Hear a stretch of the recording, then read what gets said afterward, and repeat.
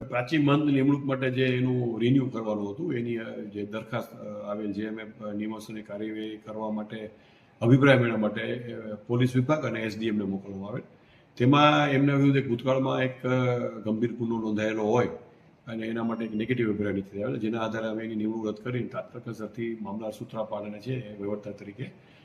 એમને નિમણૂક આપવામાં આવે છે અને મામદારશ્રીએ નિયમ પ્રમાણે મંદિરનો વહીવટ છે પોતા હસ્તક લઈ લીધો છે અને ભક્તોને કોઈ અગવડતા ના પડે અને આ જગ્યાનું મહાત્મ્ય જળવાઈ રહે એ પ્રમાણેની કામગીરી પણ શરૂ કરવામાં આવેલ છે. વિશેષ આપ જાણો છો એમ કે જ્યાં દર વખતે ચોમાસામાં જ્યારે આવે છે પૂરની પરિસ્થિતિ ઊભી થાય ત્યારે માધવરાયજીનું જે મૂર્તિ છે એ આખી કાદો કીચડમાં આવી જાય છે. તો એ પરિસ્થિતિનું નિર્માણ ના થાય એટલા માટે આપણે આપણા ઇરિગેશન વિભાગ હસ્તક કામગીરી કરાવેલ છે, એનું ટેન્ડર બહાર પાડેલ છે અને બે સાઈડમાં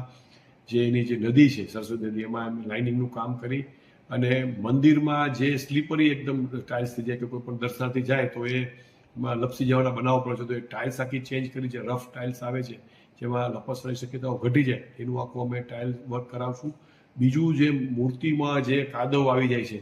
તો એક સ્પ્રિંકલર સિસ્ટમ રાખશું, ટેન્ડરમાં જ આ જોગવાઈ છે કે જેથી એક ખાલી આપણે ચાલુ કરીએ તો એ ફુવારાથી જે મૂર્તિ છે એની ઉપરનો કાદવ દૂર થાય અને આખું પાણી છે એ ફેર થઈ જાય, ચોખ્ખું પાણી અંદર આવે ને ગંદુ પાણી છે એ પાણી એ પ્રમાણેનું આપણે ટેન્ડર મંજૂર થઈ ગયું છે. કામગીરીનું ખાતમુહૂર્ત માન્ય સંસદશ્રીના હાથે કરાવેલ છે અને એ કામગીરી પણ શરૂ થઈ ગઈ છે. ચોમાસા પહેલાં એ કામગીરી પૂર્ણ થઈ જશે.